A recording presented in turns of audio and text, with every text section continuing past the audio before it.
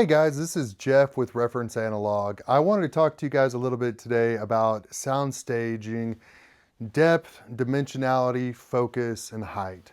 So this seems to be an area where everybody's system tends to differ a little bit, right? Um, I've noticed with a lot of people that there's a big brand out there that has a tendency to recommend their speakers end up being, a foot from the wall.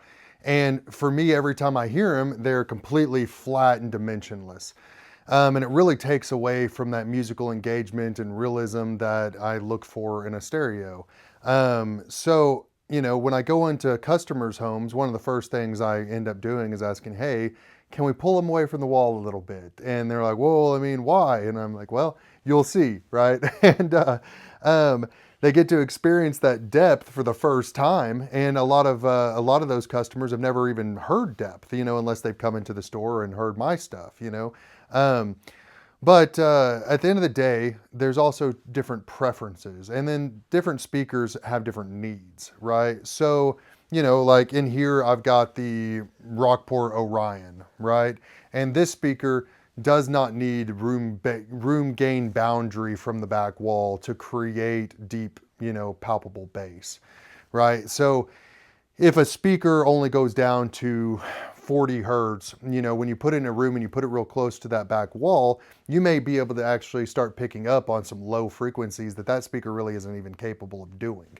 And that foot tapping, action of those low frequencies is, or the foot tapping ability comes from kind of that foundation to the music. And so you need those low frequencies to be able to really engage with the music also, right? But I'm curious what you guys' preferences are when it comes to soundstage, because there is, a sound where you draw a line from the front baffle and everything is forward of that front baffle. And for me, I tend to like things, if you draw a line at the front baffle, to be beyond the front baffle. So I want my singer to be completely focused in the middle at about voice height, right? And that feels the most natural to me, but I want her behind the front edge of the speaker. And then I want the stage to grow backwards beyond the system. I tend to not prefer things forward. I want them back. And so everybody has different preferences. I'd love to hear yours. The other element is size of image, right? So this can change based on the recording itself, but I want my voice to be about the size of a mouth, and then as we track right and left in the stage, we get different instruments and different focuses right and left as we go, but they all should have some depth and dimension to them.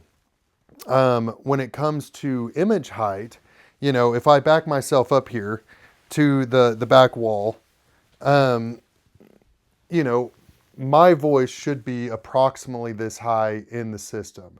So if it's way up here, that doesn't feel as natural to me. Now, if you're a guy who loves sitting on the front row of a big venue concert and you look up at the performance the whole time, then this may be optimal for you. This may be what you're looking for. For me, I tend to prefer a small venue, and it'd be like a small jazz club or something a little bit more intimate than the big venue arena concerts. So I want things to sit approximately lifelike in scale. So anyway, that's about where I want my mouth. If the singer is way down here, which I've heard some speakers do, that also loses engagement for me because it stops feeling real. If you're a balcony listener, and everything that you do, you always make sure you're above the system and stuff, then maybe that feels more natural to you. I don't know. But that, to me, this is about where natural feels. Another element that I found is beyond the speaker, right? And so, and guys, these are not like things that you're just kind of closing your eyes and imagining them being there, right? When you hear this, it should actually sound like it's coming from this region. And so things beyond the speaker. I've got a really good friend who I go into his room and listen and stuff, and he always asks me like, oh man, what do you think I can do next that would help improve what I've got going? And it's tough sometimes because, you know, his system sounds really good. And so you have to kind of start analytically picking it apart and saying like, okay, well, what do we get here, you know, that we could make an improvement on?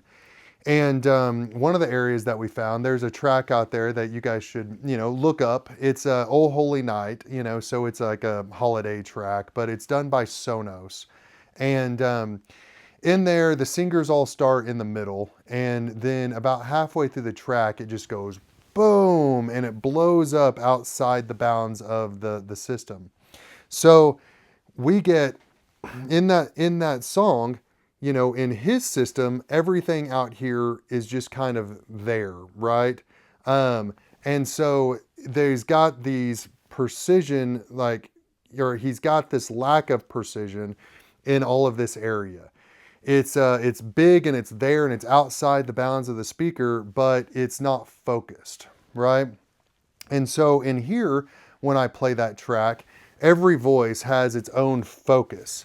And so you can hear the different focuses as it moves out and you know, outside of the bounds of the speaker. And that's one area in his rig that I was like, man, you know, I think that we might be able to improve this some. And in his system, I think that it might be some room acoustics that's causing a little bit of smearing there and losing that focus. So I kind of suggested, you know, upping his game on his you know, room acoustics. So anyway, but you know, speakers play a part in that. If the diffraction of the front baffle of the speaker isn't optimized, then you might not get that. You know, in the disappearing act of the depth, you might not achieve that for the same cause. You know, so there's lots of reasons why something is not working. The key is trying to figure out what is causing you to not achieve this next level performance in something. It's not all the time gear, right? Sometimes it can be speaker placement and things like that, because a lot of people are always shocked when I'm doing a setup and I start moving the speakers half an inch at a time or even less, you know, and sometimes they're the ones sitting in the listening chair while I'm moving things and they go, oh my gosh, that completely changed the sound. And room interaction with the speaker and even small movements and that focus on your ears and things like that, you know, they can dramatically change your system. So if you're wanting to make an improvement, I would say the first step for everyone is to go back to the basics and do a speaker setup. I mean, it should take a good 5-6 hours to set up a pair of speakers. It really should. So, you know, the Rockport has their own way of setting them up. You know, other brands have their own way of setting them up. And, you know, I really prefer the Rockport method. But I'll do another video at a later time and go through the whole process on the setup. But you know, right now I think that the keys are for me in things is getting some distance from the wall if your speakers are capable of still maintaining foundation with them out into the room a little bit. If they're not, I suggest you try it anyway and come back to the idea of doing some rails or something along those lines to help create that foundation for your speaker. Subs also have a tendency to carry some scale to them that help create some airiness, and you can almost get some extra dimensional focus with a pair of subs. And you know, anyway, that's kind of it's kind of on that. But yeah, I'm really curious what you guys' thoughts are on dimensionality, depth wise, and sound staging and width, and where you like your focus to be in the height element. So anyway, if you tell me in the comments, I'd love to read them, and I'll catch you guys next time.